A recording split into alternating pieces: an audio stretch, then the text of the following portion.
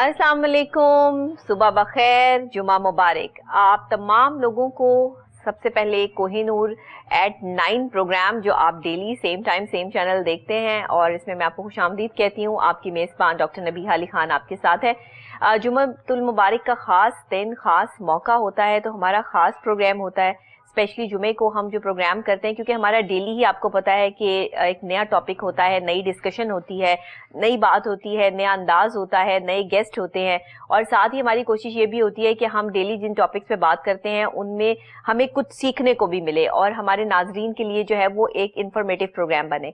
इसीलिए जुम्मतुल मुबारक को ख़ास तौर पर जो ये प्रोग्राम हम करते हैं आपके लिए, इसमें कोशिश हमारी ये होती है कि हम इसको इस्लामिक पॉइंट ऑफ व्यू से करें।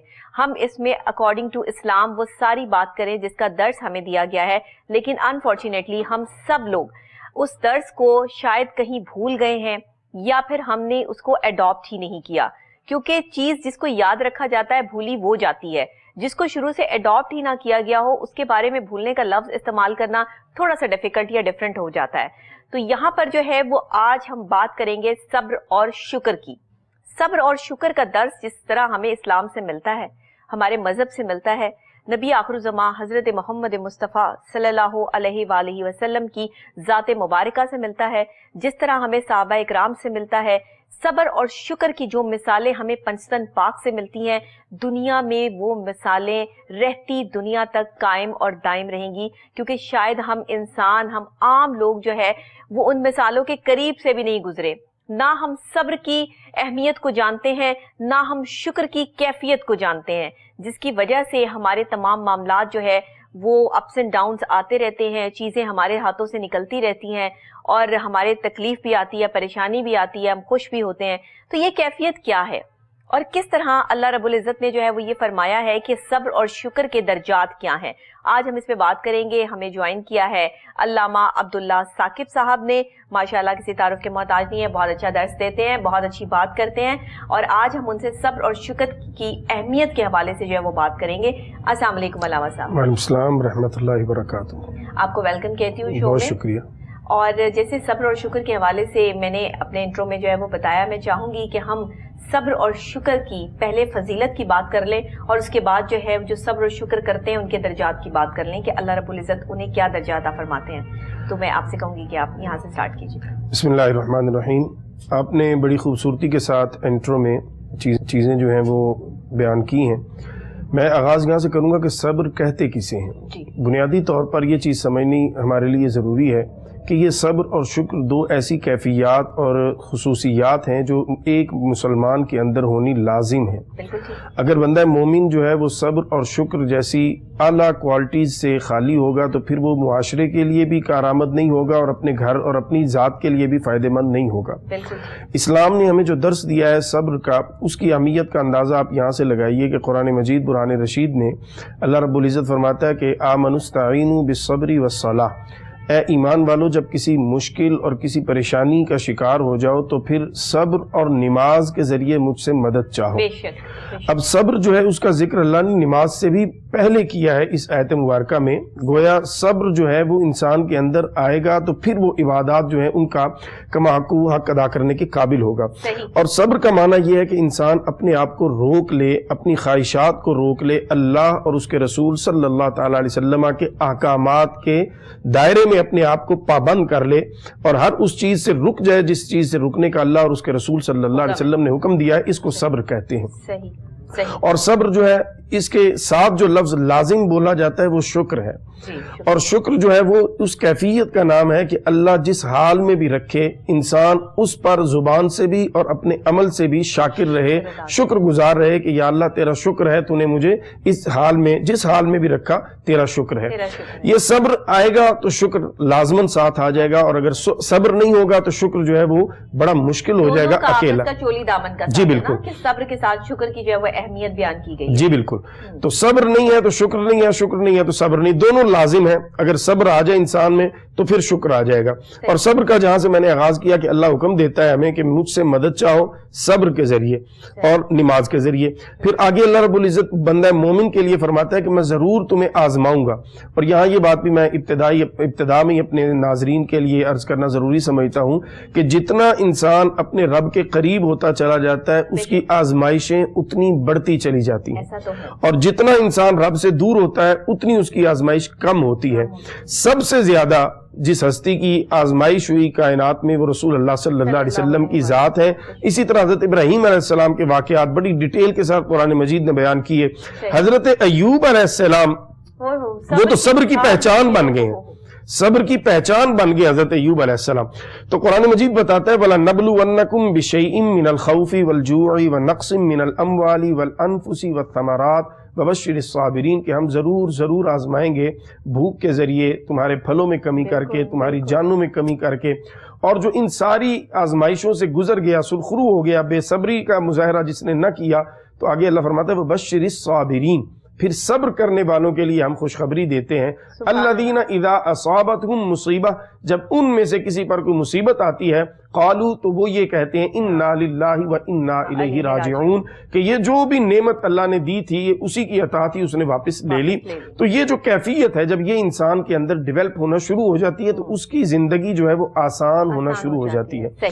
ہم نے اس پہلو کو بالکل جب ہم اپنی سوسائٹی کو دیکھتے ہیں, ایک فرد کو دیکھ لیں, ایک طبقے کو دیکھ لیں, یا پوری سوسائٹی کو دیکھ لیں, صبر جو ہے وہ ہم سے رخصت ہو چکا ہے, نظر ہی نہیں آتا. علامہ صاحب سڑکوں پہ دیکھ لیجئے, جب ہم سڑک پہ جو ہے وہ جا رہے ہوتے ہیں تو آپ دیکھیے کہ ہارن پہ ہارن, اور ایک سے آگے جو ہے وہ لائن لگی ہوئی ہے کہ میں اس سے پہلے پہنچ جاؤں, میں اس کو راستہ نہ دوں.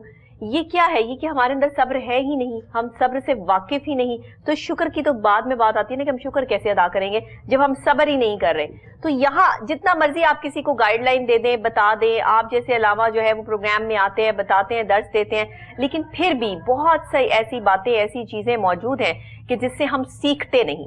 اس کی کیا وجہ ہے؟ ہم کیوں نہیں سیکھنا چاہتے؟ بنیادی وجہ اس کی یہ ہے کہ ہم نے اپنے گھروں میں جو ایک تربیت کا نظام تھا وہ بالکل ہی ختم کر دیا ہے. اسی طرح ہماری تعلیم جو ہے اس کا پرپس جو ہے وہ صرف اور صرف ہم نے اپنے بچوں کے ذہن میں یہ ڈال دیا ہے کہ جی جاب. تعلیم کا مقصد جاب ہرگز نہیں ہے. ہم دین اسلام کے پیروکار ہیں اور ہمیں ہمارا دین یہ بتاتا ہے کہ علم اس لیے ہے کہ اللہ کی معرفت حاصل ہوگی. بالکل ٹھیک. علم اس لیے ہے کہ انسان اپنے مرتبے, اپنے حیثیت کو پہچانے گا. لیکن ہم نے جب اپنے بچوں کے ذہن میں یہ ڈال دیا بیٹا آپ یہ تعلیم حاصل کریں گے, آپ کی جاب اچھی لگ جائے گی, آپ کا گھر اچھا ہوگا, آپ سوسائٹی میں اعلیٰ طریقے سے اپنی زندگی بسر کر سکیں گے, اس کا نتیجہ یہ نکلا کہ اب تعلیم نے جو سدھار لانا تھا وہ سدھار ہمارے اندر سے بالکل بگاڑ آ گیا, کیونکہ مقصد جو تھا تعلیم کا وہ ہم نے اور کر دیا. دوسری بات یہ تھی کہ والدین اور بزرگ جو ہوتے تھے گھروں کے, خاندانوں کے, وہ اپنے بچوں کو بار بار چیزیں سکھاتے تھے, سمجھاتے تھے, گائیڈ لائن دیتے تھے. ایک دفعہ نہیں, دوسری دفعہ نہیں, تیسری دفعہ میں بچہ آہستہ آہستہ اس چیز کو اپنے اندر ڈیولپ کرتا تھا, اور جب وہ معاشرے میں آتا تھا تو پھر وہ چیز اس میں ہمیں نظر آتی تھی. آج کوئی بچہ گائیڈ لائن لینے کے لیے خود بھی تیار نہیں ہے. آج کوئی دادا دادی, نانا نانی پاس بٹھا کے, یا چلے ماں باپ ہی پاس بٹھا کے بچے کو سمجھانے لگے تو بچے کے پاس 100 ایکٹیویٹیز ہیں جس کی طرف وہ بھاگتا ہے کہ مجھے یہ کیوں سمجھا رہے ہیں, اور اس کو سمجھانے والا, کہتے ہیں نا نصیحت کرنے والا سب سے زیادہ برا لگتا ہے. نہیں, اس میں یہ ہو گیا نا کہ جو ایج ہے نا اس ایج کو جب ہم ضائع کر دیتے ہیں, صحیح کہہ رہے ہیں, اس ضائع کرنے کے جی وہ ایج جب نکل گئی ہے اس کے بعد اگر آپ بچے کو کہیں تو ظاہر ہے پھر بچہ جو اڈاپٹ کر چکا ہے چیزیں اب اس میں سے وہ نکلنا اس کے لیے بڑا ڈیفیکلٹ ہو جاتا ہے, اور پھر آپ کی ذمہ داری اور بڑھ جاتی ہے. اور جب آپ کو مشکل پیش آتی ہے ایک بار, 2 بار, تیسری بار پھر آپ کہتے ہیں نہیں بچے تو سنتے نہیں ہیں. بچے جب سنتے ہیں, یعنی حدیث مبارکہ میں آتا ہے رسول اللہ صلی اللہ علیہ وسلم نے فرمایا کہ انسان کی پہلی درسگاہ جو ہے وہ اس کی ماں کی گود ہے. تو ماں کی گود سے ہی تربیت کا آغاز جب ہوتا ہے تو پھر انسان اس نہج پہ نہیں آتا کہ ماں باپ جو ہیں اس کو اس طرح لیں کہ جی ہمارا بچہ ہماری بات نہیں سنتا. اب معاشرے کی مائیں جو ہیں وہ اس لیول پہ ہوں کہ جس لیول پہ جو ہے وہ نشاندہی کی گئی ہے کہ اچھی مائیں اگر معاشرے کو ملے تبھی جو ہے وہ اچھے بچے یا اچھی عوام یا اچھا معاشرہ جو ہے وہ ڈیولپ ہو سکتا ہے. تو یہاں سب سے پہلے تربیت تو اس ماں کی بنتی ہے, پھر بھی جو سارا کا سارا بات چیت ہے یا ساری تربیت ہے وہ ماں باپ پہ ہی آتی ہے نا. ظاہر ہے اس ماں کی بھی آگے کوئی ماں ہے, اس سے بھی آگے کوئی ماں ہے. تو یہ تربیت کا جو ایک فقدان چلا آ رہا ہے, ہم نے اپنے اسلاف کو چھوڑ دیا, اپنی اقدار کو چھوڑ دیا, اپنی ثقافت کو بھول گئے, ہم نے دوسروں کو اڈاپٹ کر لیا, دوسرے معاشروں کو اڈاپٹ کیا. ٹھیک ہے, ان کی اچھی باتیں اڈاپٹ کرنا بہت اچھی بات ہے, لیکن ہم نے وہ ساری چیزیں اڈاپٹ کر لی جو انہوں نے خود نہیں اڈاپٹ کی. ان کے لیے وہ ایک صرف ٹائم پاس چیزیں ہیں, ہم نے انہیں اپنا کریئر بنا لیا اور ساتھ ہی ہم نے جو ہے وہ ان سے جو ہے وہ سیکھنا شروع کر دیا. لیکن انہوں نے کیا کیا کہ انہوں نے قرآن پاک کو کھول لیا, انہوں نے ترجمے سے جو ہے وہ قرآن کو پڑھ کے سمجھ کے, آج بھی عمر لا جو ہے وہ باہر کے ممالک میں جو ہے وہ پڑھایا جاتا ہے, سکھایا جاتا ہے. کہاں ہے ہمارے ہاں عمر لا؟ بالکل ایسے ہم اس چیز سے, ہم اپنے اسلام سے, اپنی کتاب سے دور ہو گئے اور دوسروں نے جو ہے وہ ہماری کتاب کے راستے کو اڈاپٹ کر کے جو ہے وہ ترقی یافتہ ممالک کے صف میں شامل ہو گئے. تو علامہ صاحب غلطی تو سب سے بڑی یہاں آ کر ہم سب کی ہے نا, بالکل ایسے کہ ہم اس تک پہنچ ہی نہیں پائے, ہم نے پڑھا ہی نہیں کہ اللہ تعالیٰ ہم سے کیا رہے ہیں. اور جو اس کتاب کے اہل نہیں تھے انہوں نے پڑھ لیا کہ ان کا اللہ ان سے ڈیمانڈ کیا کر رہا ہے, اور مسلمانوں کا اتنا لیول یا اتنا سٹینڈرڈ جو ہے وہ ڈیولپ کیسے ہو سکتا ہے کہ ایک وقت آئے گا کہ ہر طرف مسلمان ہوں گے. ایسی کیا چیزیں یا ہیبٹس ان کے اندر ہیں کہ جو اس طرح سے ہو رہی ہیں. تو آپ مجھے بتائیے کہ آج بھی کووڈ-19 کی سچویشن میں جب حضور اکرم صلی اللہ علیہ وسلم نے فرمایا کہ جہاں وبا ہو وہاں سے آپ باہر نہ جائیں, اور اگر آپ کو جو ہے وہ خطرہ ہو تو وہاں پر بھی انٹر نہ ہو, تو یہ چیز لکھ کے اتنے بڑے بڑے بل بورڈز پہ جو ہے وہ برطانیہ میں لگائی گئی. ہم نے جو ہے وہ دیکھا, اس چیز کو سمجھا, اور ہمارے پاس کہاں ہم نے لگایا, ہم نے کون سا بل بورڈ جو ہے وہ نصب کیا, یا کون سا نبی پاک کے اس جو ہے وہ حدیث کو جو ہے وہ ہم نے پیسٹ کیا, یہ بتایا نہیں کیا, سیکھا بھی نہیں. ڈاکٹر صاحب جس طرف آپ نے اشارہ کیا ہے, بات یہ ہے کہ کسی کی اچھائی کو لینے میں برائی نہیں ہے, جیسے آپ نے خود کہا کہ اگر ہم ان معاشروں سے اچھائی لے لیں, بالکل, لیکن بدقسمتی سے ہوا یہ ہے کہ ہماری جتنی اچھائی تھی اس کو ہم نے چھوڑا, انہوں نے اڈاپٹ کر لیا, اور ان کی جتنی برائیاں تھیں جن کو وہ چھوڑنا چاہ رہے تھے ان کو ہم نے لے لیا اور بڑے فخر سے لے لیا. یہاں پہ آ کے بنیادی طور پہ ہمیں یہ معاملہ ہوا. جہاں تک کووڈ کی آپ نے بات کی, تو کووڈ کے اندر میں سمجھتا ہوں کہ دین اسلام کی سچائی اور حقانیت اور زیادہ کھل کے اور نکھر کے سامنے آئی ہے.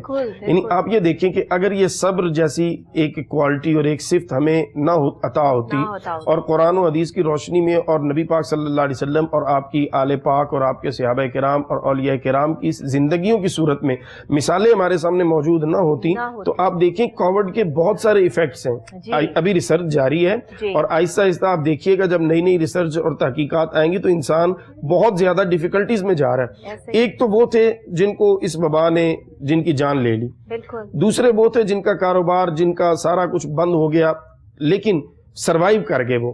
اب جو سروائیو کر بھی گئے ہیں ان کے ساتھ مینٹلی اور نفسیاتی طور پر اتنے ایشوز ہیں کہ شاید ان کو کئی سال لگیں نارمل زندگی کی طرف آتے ہوئے. بالکل صحیح.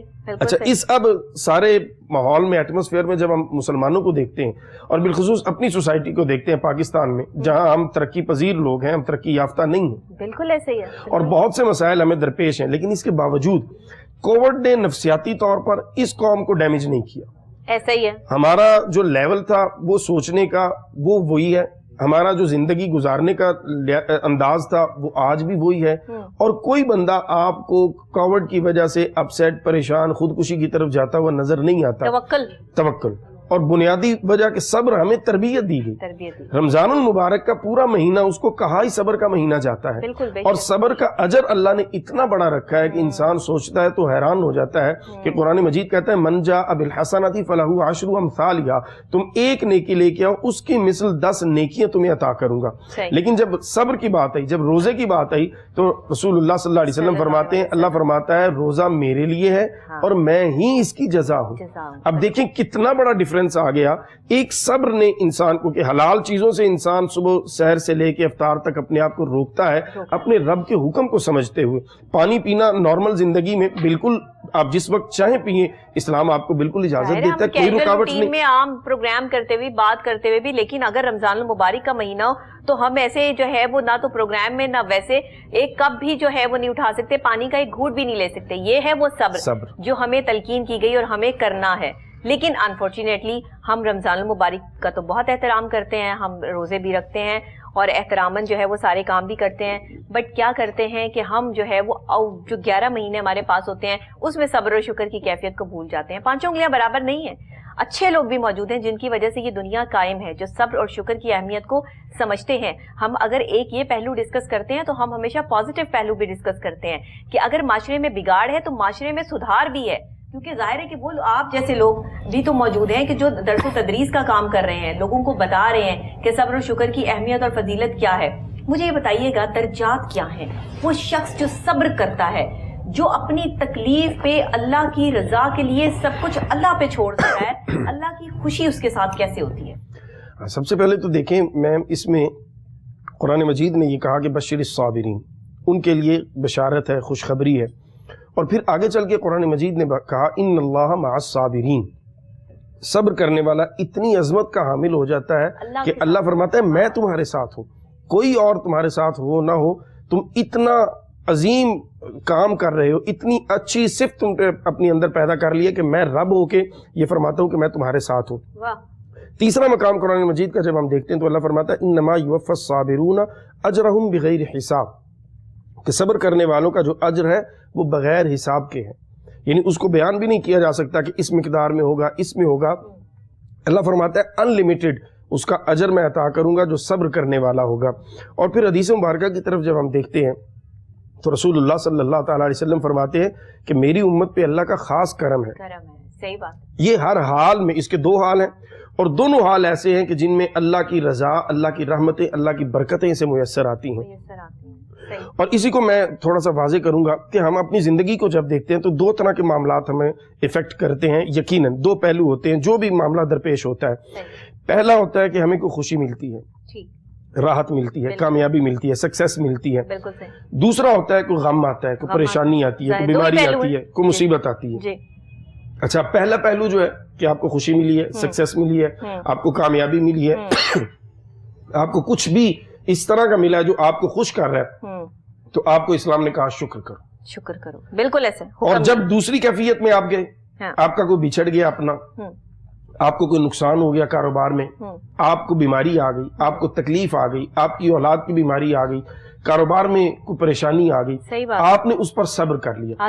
حضور صلی اللہ علیہ وسلم فرماتے ہیں جس کو اللہ کی نعمت ملی اس نے شکر ادا کیا, اس کو شکر ادا کرنے پہ اللہ اجر دیتا ہے اور اللہ اس سے راضی ہوتا ہے. اور اگر کسی کو تکلیف آ گئی, کوئی مصیبت آ گئی, کوئی اپنی چیز اس کی اللہ نے واپس لے لی, اس نے صبر کیا, اللہ اس سے بھی راضی ہوتا ہے اور اس کو بھی اجر عطا فرماتا ہے. یعنی صبر پہ بھی اجر ہے, شکر پہ بھی اجر ہے. تو مسلمان کی کوئی حالت ایسی نہیں جس پر اللہ کی طرف سے اجر اسے عطا نہ ہوتا ہو. پھر حدیث مبارکہ میں آتا ہے, رسول اللہ صلی اللہ تعالی علیہ وسلم فرماتے ہیں قیامت کا دن ہوگا, صبر کرنے والوں کو جب اللہ انعامات عطا فرمائے گا, جب انہیں اعزاز و اکرام ملے گا, تو اس وقت میں وہ لوگ جو دنیا کی زندگی میں آسائش میں رہے ہوں گے, آسانیوں میں رہے ہوں گے, اور جو دنیا میں کہتے ہوں گے کہ ہم تو کبھی بھی اس سٹرگل سے نہیں گزرے, حضور صلی اللہ علیہ وسلم فرماتے ہیں کہ وہ یہ تمنا کریں گے ان کو انعام ملتا دیکھ کر کہ کاش دنیا کی زندگی میں ہماری جلد کو, ہمارے جسم کو کینچیوں سے کاٹا جاتا, کینچیوں سے کاٹا جاتا, تاکہ آج ہمیں بھی یہ انعام و اکرام ملتا جو ان صبر کرنے والوں کو اللہ عطا فرما رہا ہے. تو صبر اللہ کے ہاں اتنا مقام انسان کو دیتا ہے کہ جب انسان صبر کرتا ہے تو پھر اللہ کی اس پر وہ حمد کرتا ہے, اللہ کی تعریف کرتا ہے اور اللہ کی رضا پہ راضی رہتا ہے. تو یہ بنیادی وہ کیفیت ہے جو انسان کو اس مقام پہ پہنچا دیتی ہے جس مقام پہ شاید کئی سال کی عبادت اور ریاضت بھی اس کو نہ پہنچا سکتی ہو. یہ صبر اس کو ایک لمحے میں وہ ساری منزلیں اور سفر طے کروا جاتا ہے جو کئی سال کی ریاضت بھی شاید اسے طے نہ کروا سکے. لہذا صبر پر انعامات بے حساب ہیں, اجر بے حساب ہے. اور سب سے بڑھ کر یہ ہے کہ اللہ نے جب خود فرما دیا کہ روزہ میرے لیے, میں اس کی جزا ہوں, تو صبر کی جزا جب اللہ کی صورت میں اللہ کی ذات خود فرمائے میں جزا ہوں, پھر اس سے اچھا اور کیا ہم میسج دے سکتے ہیں, اور کس اور اچھے انداز سے اس کو ہم ایکسپلین کر سکتے ہیں. صبر کرو اللہ تمہارے ساتھ ہے, صبر کرو اللہ رب العزت تمہیں خوشخبری دیتا ہے, صبر کرو اللہ رب العزت تمہیں خود بطور جزا جو ہے وہ اپنی ذات کا دیدار قیامت میں عطا فرماتا ہے. صبر کرو تو اللہ تمہیں اتنی نعمتیں دیتا ہے کہ روز محشر بھی لوگ تم پہ رشک کرتے ہیں کہ کاش ہم بھی مصیبتوں سے گزرے ہوتے اور ہمیں بھی آج یہ انعام مل رہے ہوتے. تو آج دیکھیے جو لوگ تکلیف میں ہیں, جو لوگ پریشانی میں ہیں, तमाम लोग, बहुत सारे ऐसे घर, बहुत सारे ऐसे लोग जिनके पास नौकरियां नहीं हैं, जो हाथ पर हाथ धर कर बैठे हैं, बच्चे हैं, बड़े हैं, बूढ़े हैं, घर में जो है वो बीमारी है, तकलीफ है, ये सब्र कर रहे हैं ना। और जब आप इन सब चीज़ों पर सब्र करते हैं तो अल्लाह जो है वो ये सब कुछ देख रहा है और अल्लाह ने आपके लिए इसमें इनामात रखे हैं। हमेशा अपने आप को कोसने से या अपने आप को इस बात का जो है वो रियलाइज करवाने से कि मेरे साथ तो हमेशा होता यही है, मैं तो हमेशा नाकाम हो जाता हूँ, मुझे तो कहीं कामयाबी नसीब नहीं होती है, ये कहते हैं कि आपकी बेयकीनी का वो दर्जा है कि जहां अल्लाह ताला ऐसे बंदे को पसंद नहीं फरमाते, क्योंकि यकीन और बेयकीनी साथ साथ हैं। और ये बहुत माइनर सा फर्क है अल्लामा साहब इसमें। जी जी, इतना माइनर सा फर्क है कि आप एक सेकंड में बेयकीनी की तरफ आ सकते हैं और एक सेकंड में आपका ईमान, आपका यकीन जो है वो पुख्ता हो सकता है। लेकिन जिनका ईमान अल्लाह की जात पर है वो सब्र भी करते हैं, वो शुक्र भी करते हैं, अल्लाह की रजा के लिए अपनी जिंदगियों को वक्फ भी करते हैं। तो ये बताइएगा कि जो आज हमने ये एलिमेंट आ गया है कि अल्लाह हमारी नहीं सुनता। बहुत से लोगों को मैंने देखा, बहुत से लोग जो है मेरे पास आते हैं, हम दुआएं करते हैं, हमारी दुआएं कबूल नहीं होती। डॉक्टर साहिबा हम क्या करें, हम ऐसा क्या करें कि अल्लाह ताला हमारी दुआ कबूल कर ले? हाउ कैन दिस पॉसिबल कि अल्लाह आपकी दुआ कबूल नहीं करता? अल्लाह खुद कुरान पाक में कह रहा है कि मैं दुआएं कबूल करने वाला हूँ। तो जो दुआएं कबूल करने वाला है वो दुआएं रद्द कैसे कर सकता है? उसके दर्जात हो गए ना, उसको रख लिया गया। ये जरा लोगों को समझाइए, क्योंकि इसमें हम साइकोलॉजिकल पॉइंट ऑफ व्यू से भी और इस्लामिक पॉइंट ऑफ व्यू से भी जो है वो लोगों की रहनुमाई कर सकते हैं। बहुत खूबसूरत बात की है आपने डॉक्टर साहब। ये अलमिया है हमारा, और इसका मैं हदीस मुबारक एक अर्ज करता हूँ, फिर मैं इसको उस हदीस मुबारक की रोशनी में एक्सप्लेन करने की कोशिश करूँगा, इंशाअल्लाह अच्छे अंदाज से हो जाएगा। रसूलुल्लाह सल्लल्लाहु अलैहि वसल्लम फरमाते हैं कि बंदा मोमिन की दो हालतें हैं। एक ये है कि वो दुनियावी मामलात में हमेशा अपने से नीचे देखे और दीन के मामलात में हमेशा अपने से ऊपर देखे। ये बंदा वो है जिस पर अल्लाह राजी होता है और जिससे अल्लाह खुश होता है। और दूसरा बंदा वो है जो इसका उल्ट कर लेता है, वो अल्लाह को भी नाराज कर लेता है और अपने आप को भी वो इस कैफियत में ले आता है जिसकी तरफ आपने इशारा किया है। सही। अब इस्लाम ने हुक्म ये दिया था कि हम दीन में अपने से अबाव देखेंगे। मिसाल के तौर पर मैं 4 नमाजें पढ़ता हूँ, फजर रह जाती है, नहीं उठा जाता। मैं मिसाल दे रहा हूँ, ये मुझ पे ना आप पक्के हो जाइएगा, नाजरीन की खिदमत में अर्ज करूंगा कि मैं सपोज 4 नमाजें पढ़ता हूँ, 5वीं रह जाती है। अब मुझे हुक्म ये है कि मैं उस बंदे को देखूं जो 5 नमाजें पढ़ता है और मैं कोशिश करूं कि मैं 5वीं भी पढ़ूं। अगर मुझे अल्लाह तौफीक दे दे मैं 5 पढ़नी शुरू हो गया हूं, मैं उस बंदे को देखूं जो तहज्जुद भी कभी नहीं छोड़ता। इसी तरह सदका, ज़कात, खैरात करता है। यानी मैं उसको रोल मॉडल बनाऊंगा जो दीन के एतबार से, अमल के एतबार से मुझसे आगे है। दुनियावी एतबार से हुक्म मुझे ये दिया गया कि मैं अपने से नीचे देखूं, ऊपर ना देखूं। नीचे देखने का मतलब ये है कि अगर मैं बाइक पे सफर कर रहा हूं तो मैं बजाय इसके कि गाड़ी वाले को देखूं, मैं उस बंदे को देखूं जो साइकिल पे रोड पे सफर कर रहा है। और अगर मैं साइकिल पे हूं तो मैं उसको देखूं जो पैदल सफर कर रहा है। और जो पैदल अगर मैं हूं तो मैं उसको देखूं जिस बेचारे का कोई एक पाँव ठीक नहीं है, जिसकी टांग जो है वो उसमें कोई मसला है, वो ठीक से चल नहीं पा रहा। जी बिल्कुल।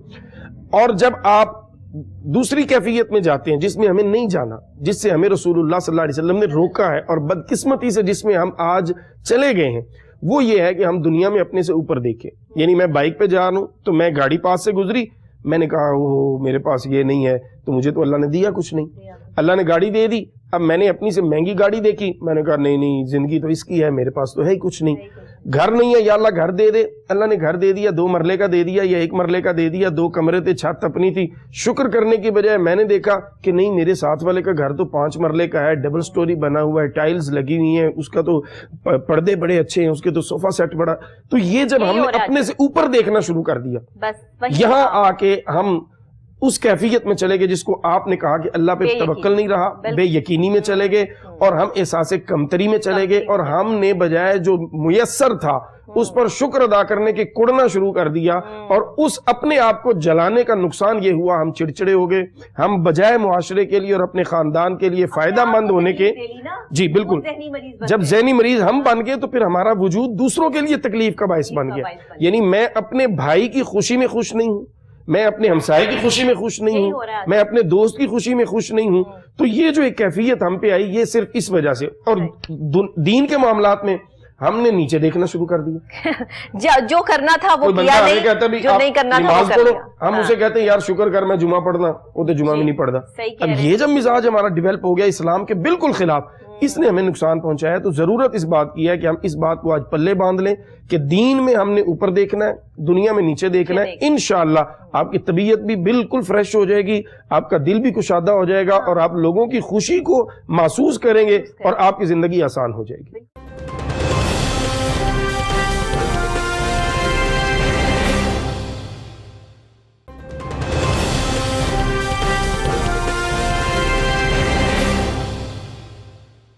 آپ سکون میں رہیں گے نا. کسی کے پاس اگر شاندار گاڑی ہے تو ٹھیک ہے, اس نے جیسے تیسے کر کے بھی جو ہے وہ گاڑی لی, وہ اس کا نصیب اس کے پاس. آپ اللہ سے دعا کیجئے کہ یا اللہ میری بھی مدد فرمائیے, مجھے بھی یہ چاہیے. لیکن آپ اس کے لیے غلط راستہ اختیار کریں, غلط معاملات اختیار کریں, لوگوں کو دھوکہ دیں, فراڈ کریں, دھوکے بازی کریں, جو کہ آج ہمارے معاشرے میں ہو رہا ہے. جی بالکل. جو قتل و غارت ہو رہا ہے, ڈکیتیاں ہو رہی ہے, کسی کو کسی کے گھر کی جو ہے وہ پتہ چل جائے کہ فلاں بندے کے پاس جو ہے وہ اتنا پیسہ ہے, تو وہ اس کے گھر میں گھس کے جو ہے وہ ساری چیزیں جو ہے مالو زر جو ہے تمام چیزیں جو ہے وہ لوٹ کے لے جاتے ہیں, اور یہاں تک ہوتا ہے کہ لوگوں کو بھی جو ہے وہ زخمی کر جاتے ہیں یا مار ڈالتے ہیں. یہاں تک سچویشن جو ہے وہ آ چکی ہے. اس کی کیا وجوہات ہیں کہ ہم دنیا میں اپنے سے اوپر دیکھ رہے ہیں, اور ہم لوٹ مار کی طرف آ گئے ہیں کہ اب اگر ہمیں ہمارا حق نہیں ملتا تو ہم لوٹ کسوٹ کے لے لیں, جبکہ لوٹنے سے کبھی آپ کو آپ کا حق نہیں ملتا. حق تو ہمیشہ صبر سے ملتا ہے, شکر سے ملتا ہے, اور یہ صبر کرنا ہی تو مشکل کام ہے. آپ کو آپ کی پیاری چیز, زندگی سے پیاری چیز سے آزمایا جاتا ہے. میں نے یہ سنا تھا, لیکن جب آزمائش پڑی اور میں نے دیکھا تو مجھے یہ احساس ہوا کہ اللہ ٹھیک فرماتے ہیں کہ آپ کو آپ کی پیاری چیز لے کر جو ہے وہ آزمایا جاتا ہے. وہ وقت ہوتا ہے جب آپ کی آزمائش ہوتی ہے اور آپ اللہ کے آگے کچھ نہیں بول سکتے, آپ کہہ نہیں سکتے, آپ لوگوں سے شکایت نہیں کر سکتے. آپ کو وہاں کرنا پڑتا ہے صبر, اور لوگوں کے سامنے جو ہے وہ آپ کو ایسے اپنے آپ کو پریزنٹ کرنا پڑتا ہے کہ آپ صبر شکر کی اس کیفیت میں ہیں کہ جہاں اللہ بھی آپ سے راضی ہو, بندے بھی آپ سے راضی ہوں, اور آپ خود بھی اپنی ذات میں سکون محسوس کریں. تو یہ جو چیزیں ہیں یہ ہیں تو بہت مشکل. علامہ صاحب میں بات کر دوں گی, آپ بات کر دیں گے, لیکن جس پہ بیتی ہے پتہ اس کو چلتا ہے. ایسے ہی اب اللہ نے ایسے ہی تو صبر کے اتنے درجات نہیں دیے کہ جو صبر کرے گا اس کو جو ہے اس کے درجات جو ہے اتنے بلند کر دیے جائیں گے. میرے نبی نے کتنا صبر کیا, لوگوں نے ان پر جو ہے وہ پتھر پھینکے, انہیں لہو لہان کیا, خون بہتا رہا. وہ کتنے دن فاقے سے رہتے تھے, گھر میں روٹی نہیں تھی, اور اگر کوئی سوالی آ جاتا تھا تو اس کو خالی ہاتھ نہیں بھیجا جاتا تھا. ایک نوالا جو خود کھا رہے ہوتے تھے, اگر کوئی سوالی دستک دے دیتا تھا تو وہی جو ہے وہ اس کے آگے پیش کر دیتے تھے. یہ ہے صبر, یہ ہے وہ شکر جس کے آگے انہوں نے اپنا ایک, تو وہ اللہ کے نبی, اللہ کے محبوب تھے کہ جن کے لیے پوری کائنات بنا دی گئی. کیا علامہ صاحب یہ پاسبل تھا کہ اپنے محبوب کو کوئی تکلیف دے, اپنے محبوب کو تکلیف دے کر جو ہے وہ یہ ثابت کرے کہ میں نے پوری کائنات تمہارے لیے بنا دی اور تمہیں ہی تکلیفوں میں جو ہے وہ میں نے ڈبو دیا؟ ایسا نہیں تھا. یہ ہم امت کو سکھانے کے لیے سب کچھ تھا, اور ہم نے کچھ نہیں سیکھا. وہ نبی جو ہمارے لیے راتوں کو روتے تھے سجدے میں جو ہے وہ اللہ کے آگے کہ میری امت کو بخش دے یا اللہ, ہم آج کیا کر رہے ہیں؟ ہم آج کہاں کھڑے ہیں؟ ہم سب اپنی ذات سے اگر اپنا احتساب کریں, اپنے آپ کو دیکھیں تو ہم سب غلط ہیں. کہیں نہ کہیں کسی نہ کسی میں تھوڑی تھوڑی غلطی موجود ہے. اگر یہ غلطی مل بانٹ کر جو ہے وہ اس کو سالو کرنے کی کوشش کریں تو صبر بھی آ جائے گا اور شکر بھی آ جائے گا. سب سے پہلے صبر تو سڑکوں پہ دیکھنے کو ملے گا جب آپ گھر سے اطمینان سے نکلیں گے. خواتین کا بہت اہم رول ہے مرد حضرات کو صبر اور شکر کی طرف لانے کے لیے, جیسے ماں کا رول ہے, جیسے بیوی کا رول ہے, ایک بیٹی کا رول ہے. خواتین جب ڈسٹرب کرتی ہیں نا علامہ صاحب کہ اب میرا شوہر جس کی کمائی اتنی نہیں ہے تو مجھے یہ چیز لا کے دو, وہاں جا کے اس کو جو ہے وہ ٹینشن ہو جاتی ہے, وہ ڈپریشن کا مریض بن جاتا ہے. ایک عورت جو ہے وہ گھر میں بیٹھے بیٹھے ڈپریشن کی مریض بن جاتی ہے کہ فلاں میری جو ہے وہ ساتھ والی نے 12,000 کا سوٹ پہنا تھا اور مجھے 6,000 کا سوٹ بھی نصیب نہیں ہو رہا. یہ وہ چیزیں ہیں, وہی والی آپ والی بات کہ یہ جو معاشرہ ہے یہ کس طرف جا رہا ہے. یہاں پر توکل کرنا کیسے سیکھیں گے؟ سب سے بڑی بات دیکھیں کہ جیسے آپ نے نبی پاک صلی اللہ تعالیٰ علیہ وسلم اور آپ کی آل پاک اور اصحاب کا ذکر کیا, تو رول ماڈل ہمارے لیے اور ساری کائنات کے لیے جس ہستی کو اللہ کریم نے بنایا ہے اور قرار دیا ہے وہ جناب رسول اللہ صلی اللہ علیہ وسلم کی ذات ہے, اور ان کے صبر کی بات آپ نے فرمائی ہے. حضرت عمر رضی اللہ تعالیٰ عنہ حضور صلی اللہ تعالیٰ علیہ وسلم کی خدمت میں حاضر ہوئے اور دیکھا کہ نبی پاک صلی اللہ تعالیٰ علیہ وسلم کھجور کی بنی ہوئی سخت چٹائی کے اوپر آپ لیٹے ہوئے ہیں. جناب عمر جب تشریف لائے تو رسول اللہ صلی اللہ تعالی علیہ وسلم جب اٹھ کے بیٹھے تو آپ کے لباس سے پتہ چل رہا تھا کہ نشان بن چکے ہیں جسم میں، پیوست ہو چکی ہے وہ کھجور کی چٹائی. صحیح. جناب عمر پاک نے جب یہ منظر دیکھا تو ان کی آنکھوں سے آنسو جھلک پڑے اور عرض گزار ہوئے کہ یا رسول اللہ صلی اللہ علیہ وسلم کیا اللہ کے آپ سچے رسول نہیں ہیں؟ تو نبی پاک صلی اللہ تعالیٰ علیہ وسلم نے فرمایا عمر میں بالکل اللہ کا سچا رسول ہوں. تو پھر جناب عمر نے عرض کیا کہ کیسر و کسرا یہ اس وقت کی 2 سپر پاورز تھیں، جیسے آج امریکہ اور رشیا ہے، ایران اور روم.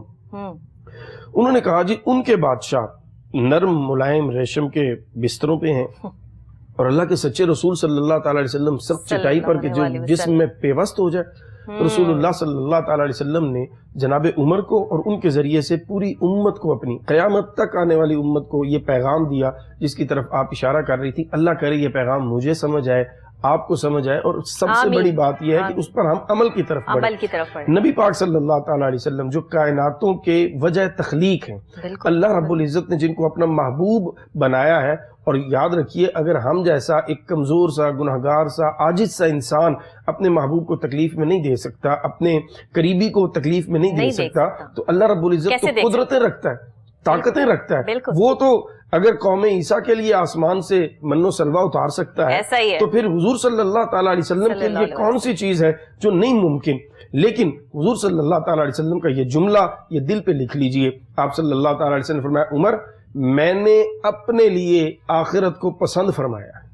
سبحان اللہ. کیسر و کسرا نے دنیا پسند کی ہے، میں نے اپنے لیے آخرت کو پسند کیا ہے. یعنی بندہ مومن یہاں آسائشیں نہیں چاہتا، وہ وہاں کی آسائش چاہتا ہے. یہاں کی آسائش نہ بھی ملے زندگی گزر جائے گی، یہ چند دن چند لمحے ہیں یہ بیت جائیں گے. لیکن اگر قبر اور حشر وہ ہمارا آج کی غلطیوں کی وجہ سے تباہ ہو گیا تو پھر یاد رکھیے اس زندگی کا اینڈ کوئی نہیں. اس کا اینڈ ہے، اس کا اینڈ ہے. جب جس کا اینڈ ہے اس میں سنبھل جائیے، آنے والی زندگی کو آسان کر لیجئے. اور رسول اللہ صلی اللہ تعالیٰ علیہ وسلم کو اللہ نے زمین و آسمان کی کنجیاں عطا فرمائی، بالکل مالک بنایا ہے. بالکل صحیح. لیکن حضور صلی اللہ تعالیٰ علیہ وسلم کی زندگی مبارکہ کو جب ہم پڑھتے ہیں تو آپ صلی اللہ تعالیٰ علیہ وسلم کے گھر چولہا کئی دن نہیں جلتا. کائناتوں کے سردار کے گھر چولہا نہیں جلتا. ہمارے دسترخوان پہ کھانا لگا ہوتا ہے لیکن ہمارے کامنٹ یہ ہوتے ہیں نہیں بس یہ گزارا ہی ہے جی، اچھا نہیں بن سکا جی، ہم بڑے غریب ہیں جی، اس رزق سے منہ چڑھاتے ہیں. ہم یہ کہہ رہے ہیں جو اللہ نے ہمیں عطا کیا. اور ادھر کیا ہے رسول اللہ صلی اللہ علیہ وسلم کئی دن چولہا نہیں جلتا اور آپ فرماتے ہیں یہ میں نے خود اپنے رب سے مانگا ہے. کیوں؟ جب ملے شکر کروں، نہ ملے صبر کروں. تو اللہ رب العزت اس قوم کو بھی یہ صبر اور شکر کی کیفیت عطا کرے. نظام الدین اولیاء پاک و ہند کے بہت بڑے بزرگ، سلسلہ چشت کے بہت بڑے بزرگ ہیں، محبوب الہی آپ کو کہا جاتا ہے. آپ فرماتے ہیں کہ بچپن میں والد صاحب کا انتقال ہو گیا. اب ظاہر ہے جب والد کا سایہ سر پہ نہ رہے تو پھر بڑی پریشانی بن جاتی ہے. بالکل ایسے. تو آپ فرماتے ہیں کہ میں جب پڑھنے جاتا مدرسے میں تو واپس آتا تو والدہ مجھے کہتی کبھی کبھی کہ بیٹا آج ہم اللہ کے مہمان ہیں. اللہ کے مہمان ایک جملے کا مطلب یہ ہوتا تھا کہ آج گھر میں کچھ نہیں. صحیح. تو کہتے میں سمجھ جاتا اور میں پھر مانگتا بھی نہ. جو بات آپ نے آغاز میں فرمائی تھی نا کہ بچے سمجھنا نہیں چاہتے، لیکن جب مائیں نظام الدین اولیاء جیسی ہوں اور جب مائیں حضرت سیدہ طیبہ طاہرہ فاطمہ الزہرا رضی اللہ تعالیٰ عنہ وسلام اللہ علیہا جیسی ہوں تو پھر بچے جو ہیں نا وہ حسن و حسین اور نظام الدین اولیاء اور غوث اعظم جیسے ہوتے ہیں. بالکل بے شک. تو فرماتے ہیں جس دن کھانا 2-3 دن مسلسل مل جاتا نا تو پھر میں خود اپنی امی سے کہتا اماں اب کس دن ہم اللہ کے مہمان ہوں گے. یعنی وہ مہمان ہونے کی اتنی لذت ان کو بچپن سے میسر آنی شروع ہوئی، ان کی وہ ہیبٹ اتنی ڈیولپ ہو گئی کہ وہ کہتے تھے کہ اب کب ہم مہمان بنیں گے اللہ کے، یعنی کب فاقہ آئے گا، کب گھر میں کچھ نہیں بنے گا. تو اس لیے ہمیں چاہیے کہ ہم رسول اللہ صلی اللہ تعالیٰ علیہ وسلم اور صحابہ کرام اہل بیت اطہار اولیاء کرام کی زندگیوں کو خود بھی پڑھیں، اپنے بچوں کو بھی پڑھائیں، کیونکہ ہمارے بچوں کو پتہ ہی نہیں، بڑی معذرت کے ساتھ، اور والدین کو بھی نہیں پتا. حضرت سیدہ طیبہ طاہرہ کا نام ہم لے لیتے ہیں، فضائل چند ہم بیان کر لیتے ہیں، لیکن آپ کی پاکیزہ زندگی کس قدر آپ نے اس کو اچھے سے گزارا، دنیاوی وسائل ہوتے ہوئے بھی اور نہ ہوتے ہوئے بھی، اس چیز کو ہم نے اپنے اندر ڈیولپ کرنا ہے. وہ تبھی ہوگا جب ہم یعنی حضرت سیدہ پاک نے روزہ رکھا ہوا ہے، اور سحری جو ہے وہ بغیر کیے روزہ رکھا ہوا ہے، افطار میں تھوڑا سا کھانا بنا ہے اور دروازے پہ دستک ہوتی ہے، سائل سوال کرتا ہے، حضرت سیدہ پاک اٹھا کے دے دیتی ہیں، پھر بغیر سحری کے روزہ، دوسری افطاری میں بھی اسی طرح، تیسری افطاری میں بھی اسی طرح، آزمائش دیکھیں، اور اللہ کے فرشتے آ رہے ہیں انسانی صورت میں، اور دنیا کو اور امت کو دکھایا جا رہا ہے راستہ کہ دیکھو تمہارے نبی صلی اللہ علیہ وسلم کی صاحبزادی، ان میں کتنا اللہ کے دیے ہوئے نعمتوں میں سے صبر، توکل اور شکر، یہ کیفیت کس قدر ان پر غالب ہے کہ وہ بھوک برداشت کر رہی ہیں لیکن رب کے نام پہ دینے سے ہاتھ کو نہیں روک رہی۔ تو اس لیے میں آپ سے یہ گزارش کروں گا کہ جو آپ کو اللہ نے دیا ہے اس کو صرف اپنا نہ سمجھیے، اس کو دوسروں کے لیے اپنا دل کھول دیجئے، پھر دیکھیے کہ آپ کی زندگی جو ہے وہ کس قدر سکون والی ہو جائے گی، اور کس قدر آپ دوائیوں سے، ڈاکٹروں سے اور ٹینشن سے اور یہ جتنے آپ کے نفسیاتی ایشوز ہیں ان سے آپ جو ہیں وہ بالکل آزاد ہو جائیں گے، اور آپ ایک ایسی زندگی کی طرف بڑھ جائیں گے جو زندگی اسلام آپ کو عطا کرتا ہے۔ آج ہر شخص نفسیاتی بن چکا ہے، ہر شخص میں کوئی نہ کوئی مینٹل ڈیزیز جو ہے وہ موجود ہے، کہیں کوئی جو ہے وہ سٹریس میں ہے، کام بہت زیادہ ہے، وقت نہیں ہے آرام کرنے کے لیے، پریشان ہے صرف اس وجہ سے کہ پیسے بہت کما لیے ہیں، اب خرچ کرنے کے لیے جو ہے وہ جگہ کیا تلاش کریں، چیزیں کہاں کریں، یہاں پر مسائل اداروں کے، چیزوں کے، معاملات کے، اب ان کو چھپائیں کیسے، اب ان کو لگائیں کیسے، لگائیں گے تو پھر بتائیں کیسے۔ یہ ساری وہ چیزیں ہیں جس میں اللہ تعالیٰ جو ہے وہ بندوں کو الجھا کر آزمائش کا ایک سلسلہ دیتے ہیں کہ دیکھیں کہ یہ شخص کیا کرتا ہے، کتنی دور تک بھاگ سکتا ہے، کتنا کام جو ہے وہ کر سکتا ہے، اور بندہ یہ سمجھ رہا ہوتا ہے کہ میری اپنی طاقت ہے، میں نے اپنی محنت کی ہے، دن رات جو ہے وہ اس میں کام کیا اور یہ مجھے میری محنت سے حاصل ہو گیا ہے۔ ایسا کبھی نہیں ہوتا۔ بہت سے محنت کرنے والے لوگ میں نے ایسے دیکھے ہیں جن کے پاس کچھ بھی نہیں ہے، بہت محنت کرتے ہیں، بہت محنت کرتے ہیں، اپنے ساتھ بہت لائل ہیں، اپنے کام کے ساتھ بہت لائل ہیں، لیکن ان کے پاس کچھ نہیں ہے۔ یہ اللہ کی دین ہے، یہ اللہ کی رضا ہے، اللہ کی مرضی ہے کہ وہ کس کو نوازتا ہے اور کس کو نہیں نوازتا۔ تو جسے اللہ دیتا ہے آپ اس کی عزت کیجئے، بجائے ہم حسد کرتے ہیں، ہم حسد کی طرف جو ہے وہ چل پڑتے ہیں کیونکہ ہم میں صبر اور شکر نہیں ہے۔ اگر ہم صبر اور شکر کرنے والے بن جائیں تو ہم حسد سے دور ہو جائیں۔ آج ہمارے معاشرے میں جو ایک دوسرے کا ہم قتل کر رہے ہیں، ایک دوسرے کو ہم برا سمجھ رہے ہیں، ایک دوسرے کی ہم غیبت کر رہے ہیں، ایک دوسرے کی جو ہے وہ ہم گردن پہ تلواریں چلا رہے ہیں، کیوں؟ کیونکہ ہم میں صبر نہیں ہے، ہم سکون نہیں لیتے، ہمیں شکر کرنے والا جو ہے وہ اللہ تعالیٰ بنانا چاہتے ہیں لیکن ہم بنتے نہیں ہیں۔ ایک اور بڑی ہمارے جو ہے وہ معاشرے کا ایک بہت بڑا المیہ ہے کہ صبر سے ادب بھی آتا ہے۔ آج ہم ادب سے بھی بہت دور ہیں۔ وہ صبر جو ہمیں ادب سکھاتا ہے، جو ہمیں ہر چیز سے جو ہے وہ پیچھے ہٹاتا ہے کہ اچھا کرنا ہے، برا نہیں کرنا، اس حوالے سے بھی بتائیے، ہمارے بچوں کی تربیت کے حوالے سے بھی بتائیے۔ جی بالکل، ادب جو ہے یہ تو بنیادی چیز ہے، اور اسلام جو ہے وہ ہمیں، جب ہم اسلام کو دیکھتے ہیں تو وہ سب سے پہلے تو ہمیں یہی چیزیں سکھاتا ہے۔ مثال کے طور پر آپ کسی بھی دنیا کے مذہب کو، دین کو دیکھیں اور اسٹڈی کریں، معاشرے کو دیکھیں، کہیں پہ آپ کو اتنا ادب وہ نہیں ملے گا جتنا اسلام سکھاتا ہے۔ یعنی آپ باپ کو پیٹ نہیں کر کے چل سکتے، یعنی باپ سے آگے نہیں چل سکتے، اسلام آپ کو منع کرتا ہے۔ ماں، اس کے قدموں کے نیچے جنت، حضور صلی اللہ علیہ وسلم فرماتے ہیں اف نہیں کر سکتے ماں باپ کے سامنے، اور پھر جنت کا باغ قرار دے دیا گیا ماں باپ کو۔ اسی طرح اساتذہ ہیں، استاد کو باپ کا درجہ دے دیا گیا، روحانی باپ ہے استاد، یعنی جو آپ کو سکھا رہا ہے، اور پھر یہاں تک آتا ہے کہ استاد کا درجہ جو ہے وہ آپ کے سگے باپ سے زیادہ ہے۔ اس کی وجہ یہ ہے کہ آپ کا وہ باپ جو ہے وہ دنیا میں آپ کے آنے کی وجہ بنا ہے، اور یہ جو استاد جو ہے، یہ جو آپ کا والد ہے، اس نے آپ کو علم کے ذریعے وہ معرفت خدا کی دی جو آپ کے لیے اصل ذریعہ بنی زندگی کی کامیابی کا۔ تو ادب جو ہے وہ بھی تبھی آئے گا جب تربیت کا نظام دوبارہ سے فعال ہوگا۔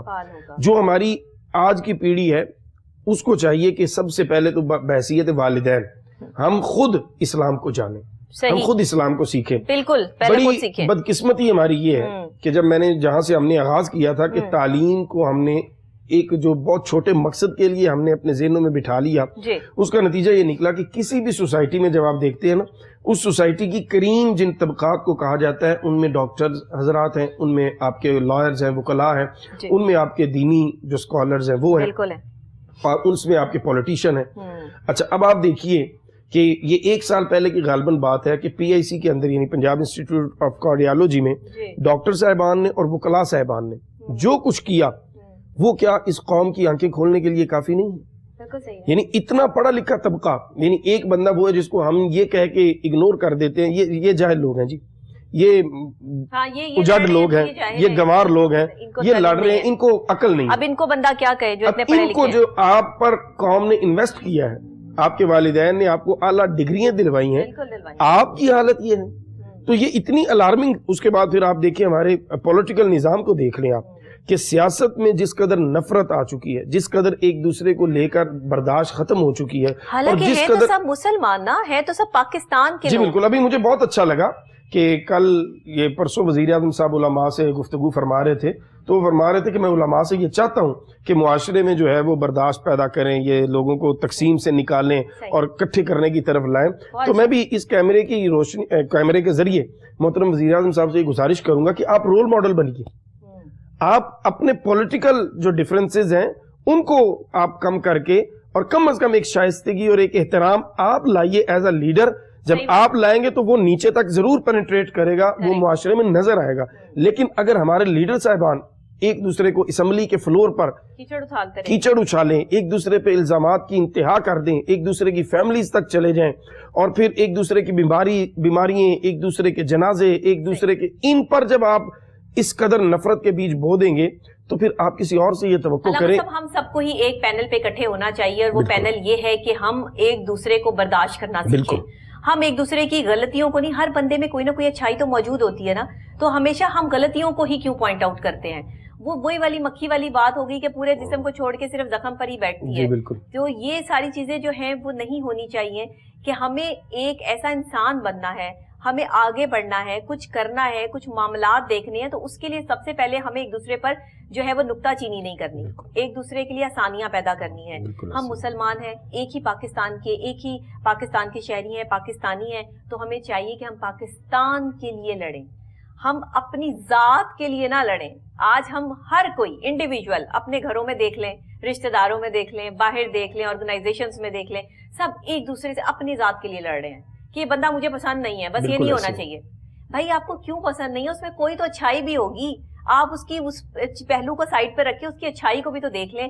یہ ایلیمنٹ کیسے آئے گا ہم میں؟ یہ عالم دین ہمارے علامہ حضرات سے میری گزارش ہے اپنے پروگرام کے تھرو کہ پلیز اس ایلیمنٹ کو لے کر آئیے, کہ جہاں ہم دوسرے کی اچھائیوں کو دیکھ سکیں, جہاں ہمیں دوسرے کی برائی نہ لگے, بس معاشرے میں بگاڑ وہیں ختم ہو جائے گا اور اچھائی جو ہے وہ شروع ہو جائے گی. آپ اس پہ کیا کہتے ہیں؟ اس میں بھی دیکھیں نا, اسلام جو ہمیں درس دیتا ہے, رسول اللہ صلی اللہ علیہ وسلم کی زندگی مبارکہ, کہ جب آپ کسی کو اپنا دوست سمجھتے ہیں تو پھر آپ اس کی ہر کمی کو اگنور کرتے ہیں, اور جب آپ کسی کی مخالفت میں جاتے ہیں تو اس کی اچھائی بھی آپ ایسی بنا کے پیش کرتے ہیں کہ وہ بھی برائی لگتی ہے. ایسا ہی ہے. تو بنیادی طور پر جو ہم یہ اپنے آنکھوں پہ پٹی باندھ چکے ہیں نا نفرت کی, اسے کھولنا پڑے گا. صحیح. رسول اللہ صلی اللہ علیہ وسلم کے امتی ہونے کی حیثیت سے کوئی بندہ ہمارا نظریاتی مخالف ہو, کوئی انسان ہو سکتا ہے کہ دلیل کی بنیاد پہ ہم سے کسی بات پہ اختلاف کر رہا ہو, کوئی انسان ممکن ہے کہ اس جماعت سے نہ ہو جس جماعت سے میں بلونگ کرتا ہوں,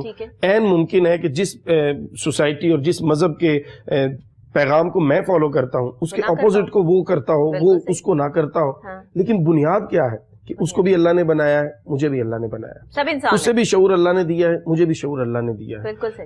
اس کو بھی دین اسلام کی نعمت میسر ہے, مجھے بھی دین اسلام کی نعمت میسر ہے. ہاں یہ ضرور ہے کہ میں اس کا اگر ویل وشر ہوں تو میں کوشش کر سکتا ہوں, میں اس کو سمجھانے کے لیے اس کے سامنے بات رکھ سکتا ہوں, اپنا پوائنٹ رکھ سکتا ہوں, لاجیکلی اس کو میں اپنی طرف لا سکتا ہوں, قائل کر سکتا ہوں. لیکن اگر فرض محال وہ نہیں آتا تو اس پر کفر کا فتویٰ, اس پر محب وطن ہونے کا کوئی سرٹیفکیٹ یا فتویٰ, یہ کسی کا اختیار نہیں ہے. ہمیں اس سے باہر نکلنا ہوگا اور ہمیں صبر اپنے اندر پیدا کرتے ہوئے شکر کی کیفیت کی طرف بڑھنا ہوگا. اور جب ہم شکر کی کیفیت کی طرف بڑھیں گے تو پھر آپ دیکھیے گا کہ زندگی کس قدر آپ کو حسین لگتی ہے, اور شکر اللہ کی کتنی بڑی نعمت ہے. قرآن پاک کی ایک آیت میں کوٹ کر دیتا ہوں کہ اللہ رب العزت فرماتا ہے ما یفعل اللہ بعذابکم ان شکرتم, مجھے کیا ہے میں تمہیں عذاب دوں اگر تم شکر کرو. یعنی میں تمہیں عذاب دینے کے لیے میری کوئی یہ اللہ رب العزت فرما رہا ہے میری یہ چاہت نہیں ہے, میری یہ منشا نہیں کہ میں تمہیں عذاب دوں, لیکن اس کے لیے کیا کرو, شکر کرو. اور جب تم شکر کرو گے وآمنتم, اور ایمان لاؤ گے, شکر اور ایمان جب تم لے آؤ گے تو پھر میں تمہیں عذاب نہیں دوں گا. اور پھر جب تم شکر کرو گے تو اللہ فرماتا ہے لئن شکرتم لأزیدنکم, شکر کرنا میرے لیے نہیں ہے. اور قرآن مجید نے دوسرے مقام پہ اس کو فرمایا بھی ہے. حضرت لقمان علیہ السلام نے اپنے بیٹے کو جہاں پہ نصیحت فرمائی تو اللہ فرماتا ہے کہ ومن شکر فانما یشکر لنفسی، یہ جو شکر کرنا ہے تم نے میرے لیے نہیں کرنا، تم نے اپنے لیے کرنا ہے، اپنی آخرت آسان کرنی ہے. میں تم پر اپنی نعمتیں بڑھاتا چلا جاؤں گا، تم شکر ادا کرو گے میں اور دیتا چلا جاؤں گا. تم یہ اصل میں تم اپنا فائدہ کر رہے ہو، تم میرا کوئی فائدہ نہیں کر رہے، تو کم از کم ہم اپنے فائدے کی طرف جائیں، شکر کی عادت کو اڈاپٹ کریں، اور صرف زبان سے نہیں. یہ بھی بات ذہن میں رہے، یہ نہ ہو کہ ہم شکر کی تسبیح تو پڑھنا شروع کر دیں لیکن ہمارا عمل اس کے بالکل اگینسٹ ہو. عمل کیسے اگینسٹ ہو سکتا ہے کہ اللہ نے ہمیں دیا ہے، ہم اپنے غریب بہن بھائیوں کو دے سکتے ہیں لیکن ان کو نہیں دے رہے، ہم ضائع کر رہے ہیں، خود کھا رہے ہیں، اپنی زندگی جو ہے اس کو بڑے اچھے سے مینج کر رہے ہیں لیکن والدین دعائیوں کے لیے بیٹھے ہوئے ہیں، ہم انہیں نہیں دے رہے. تو اس کا مطلب ہم صرف زبان سے شکر ادا کر رہے ہیں. اصل شکر تب ہوتا ہے جب انسان اللہ کی دی ہوئی نعمتوں کو دوسروں کے لیے بھی کھول دیتا ہے. جب دوسرے بھی اس نعمت کو حصول کے لیے آپ کے پاس آتے ہیں تو آپ اللہ کا شکر ادا کرتے ہوئے کہ اللہ نے ان کو آپ کے لیے آپ کے پاس بھیج دیا آپ کے درجے بلند کرنے کے لیے. بالکل ایسے، اس لیے نہیں کہ وہ آئیں اور آپ بھیک مانگیں اور آپ ان کو کوئی نہیں، اس لیے کہ وہ اللہ کی نعمت بن کے آئے ہیں کہ اللہ چاہتا ہے کہ تم ان کو آج ان کی ضرورت پوری کرو اور میدان حشر میں جب تم پریشانی میں ہوگے تو اللہ اس کی برکت سے وہاں تم پہ اپنا کرم فرمائے گا. تو ہمیں صبر بھی اپنے اندر پیدا کرنا ہے، اور صبر صرف اپنے زبان سے نہیں، اپنے عمل سے، اپنے معاملات میں، اپنے کردار میں، اپنی زندگی میں ایک ٹھہراؤ لا کے صبر کا اظہار کرنا ہے، اور پھر اللہ کی نعمتوں پر شکر کی ایسی کیفیت برپا کرنی ہے کہ جہاں اٹھے بیٹھے ہمارا عمل، ہمارا چلنا، ہمارا بولنا وہ شکر کی اعلیٰ مثال بن جائے. تو انشاءاللہ اس قوم سے مایوس نہیں ہیں ہم، یہ قوم اتنی پوٹینشیل رکھتی ہے کہ یہ دوبارہ سے اپنی ان کھوئی ہوئی کوالٹیز کو اپنے اندر پیدا کر کے اس پوری دنیا کی قیادت کی اہل ہے. اللہ رب العزت نے یہ صلاحیت ایک مسلمان کو دی ہے اور کووڈ نے اس کو ثابت کیا ہے کہ جب ساری دنیا بالکل اب نفسیاتی ڈاکٹرز کو ڈھونڈتی پھرے گی، مسلمان اب بالکل پرسکون ہے، اور یہ سکون صرف اسی صبر اور شکر کی وجہ سے ہے. لیکن اگر اس کو ہم روٹین میں لے آئیں اور جو کبھی کبھی کا معاملہ ہے اس کو اگر ہم ڈیلی اور ہر منٹ ہر سیکنڈ پہ لے آئیں، حضرت ایوب علیہ السلام کی مثال کو اپنے سامنے رکھتے ہوئے کہ رب کی رضا پہ جب بندہ شکر کرتا ہے تو کیفیت یہ بنتی ہے کہ حضرت ایوب علیہ السلام کے بدن میں ظاہری طور پہ اللہ کے نبی بہت بلند ہیں، ظاہری طور پہ کیڑوں کو اللہ نے مقرر فرمایا خوراک کھاؤ یہاں سے، تو کوئی نیچے گر جاتا تو ایوب علیہ السلام اٹھا کے دوبارہ رکھتے کہ رب نے تمہارا رزق ادھر رکھا ہے. لیکن اس حالت میں بھی رب سے دعا یہ مانگتے تھے یا اللہ زبان بچی رہے تاکہ تیرا شکر ادا کرتا رہا. سبحان اللہ سبحان اللہ. علامہ صاحب بہت شکریہ آپ کا، آپ نے بہت خوبصورت انداز میں صبر اور شکر کی جو فضیلت، اہمیت، اور وہ شخص جس کے درجات کے حوالے سے اللہ تعالیٰ فرماتے ہیں کہ جو صبر اور شکر کرتا ہے کے لیے میں جو ہے وہ دروازے کھول دیتا ہوں سکون کے، اطمینان کے. آج ہمیں یہ سیکھنا ہے کہ ہمارا سکون کہاں ہے، جو سکون ہم سے کھو چکا ہے، جس سکون کو تلاش کرنے کے لیے ہم ہزاروں پیسے ضائع کر رہے ہیں، وہاں پر ہمیں سکون حاصل کرنا کیسے ہے. ایک بات اگر ہمیں سمجھ آ جائے کہ دلوں کا اطمینان، سکون صرف اللہ کے ذکر میں ہے، تو آپ یقین کیجئے کہ ہماری آدھے سے زیادہ پریشانیاں جو ہے وہ اسی طرح سارٹ آؤٹ ہو جاتی ہیں کہ ہمیں کوئی ڈپریشن اور ٹینشن نہیں رہتی جب توکل صرف اللہ کی ذات پہ ہو جائے. کہتے ہیں کہ بے یقینی کی کیفیت میں انسان کفر کر سکتا ہے، اس لیے یقین کی کیفیت میں آ جائیں. یقین کی کیفیت آپ کو اللہ اور اس کے رسول کے قریب کر دیتی ہے، اور یہ یقین، صبر اور شکر جو ہے وہ آپ کے لیے راستے آسان کر دیتا ہے. مجھے امید ہے کہ آج کا یہ پروگرام آپ کو پسند آیا ہوگا، اور مجھے اپنا فیڈ بیک ضرور دیجیے گا. ساتھ ہی جو ہے وہ جمعۃ المبارک کے پروگرام کو آپ خاص طور پہ پسند کرتے ہیں، اس کے لیے آپ کا بہت شکریہ. کل پھر دوبارہ صبح ایک نئے انداز، نئے ٹاپک، نئی بات، نئے جو ہے وہ گیسٹ کے ساتھ دوبارہ آپ سے ملاقات ہوگی. کل تک کے لیے انتظار کیجیے گا. اللہ نگہبان.